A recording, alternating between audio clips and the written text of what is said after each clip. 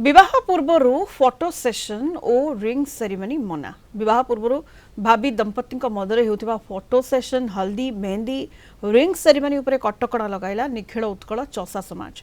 संबलपुर स्थित तपस्विनी प्रेक्षालय आयोजित संगठन राज्य कार्यकारिणी बैठक में घोषणा होईछि। डॉक्टर जयंत प्रधान संयोजन आयोजित कार्यक्रम में जगतीकरण को समाज पर विपद दर्शा विभिन्न सामाजिक संस्कार आनिबा नहीं दृढ़ निष्पत्ति नियाଯାଇଛି।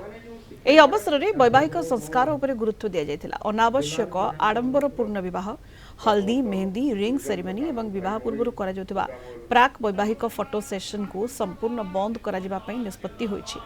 ଏହା ସହ ବରଯାତ୍ରୀ ଶୋଭାଯାତ୍ରାରେ ଡିଜେ ବଜାଇବା, ନିଶା ସେବନ କରିବା ଉପରେ କଟକଣା ଲଗାଯିବା ସହ ସୀମିତ ସଂଖ୍ୟକ ବରଯାତ୍ରୀ ଯିବାକୁ ନିଷ୍ପତ୍ତି ହୋଇଛି। संपूर्ण यौतुक विहीन विवाह कराइबा पई बैठक में मत प्रकाश पाई।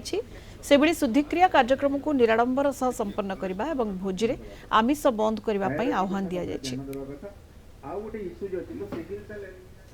आमे जतबे बाहा होथलो आम बाप जो जगार ठीक करूथला आमे सेडू मानुथलु। वर्तमान किंतु पुओ ठीक करूजी बाप सैडू मानुजी। यही कथाटा जतिकी चषा भाई माने अछंती समस्त को एकत्रित करी गोटे दिन मीटिंग करबा पड़बो।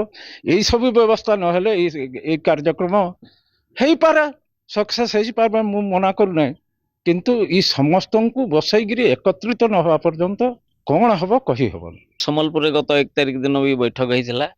सेठी निष्पत्ति जो निया हेजी जो बाहाघर पूर्व जो समय रे जो मद पानी डीजे एगुड़ाक बंद करा जीवा उचित।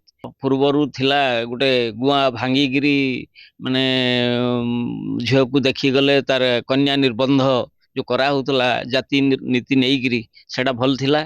वर्तमान जो रिंग सेरेमनी एटा अजथा गोटे बापा माँ उपरे गोटे प्रेसर पड़ुजी, प्रहार पड़ुजी। बापा माँ बहुत दुखित, पुओ झील मैंने मानु नाहंती, एणु ताकू भी बंद कले सेथिपाई भी मु एकमत। सेतिर भी बहुत मुई खुशी। आमे केमती सचेतन हवा जो द्वारा कि खर्च बेसी हबो नाही एवं आमे उन्नति करि परिबा। विशेष करी डीजी उपरे आमे गुरुत्व देलु जे डीजी को आमे ग्रहण करिबा नाही एवं ता सहित मुताह कार्य रे आमिष भोजी को गुरुत्व देबा नाही एवं प्री वेडिंग जोड़ा कि पाश्चात्य सभ्यतार प्रभाव आम उपरे पड़ुची ताकू केमती आमे निराकरण करिबा एवं आमर भारतीय वैदिक परंपरा रे जो विवाहर रीतिनीति अच्छी ताकू नहीं आमे चलिबा पई निष्पत्ति नेलु।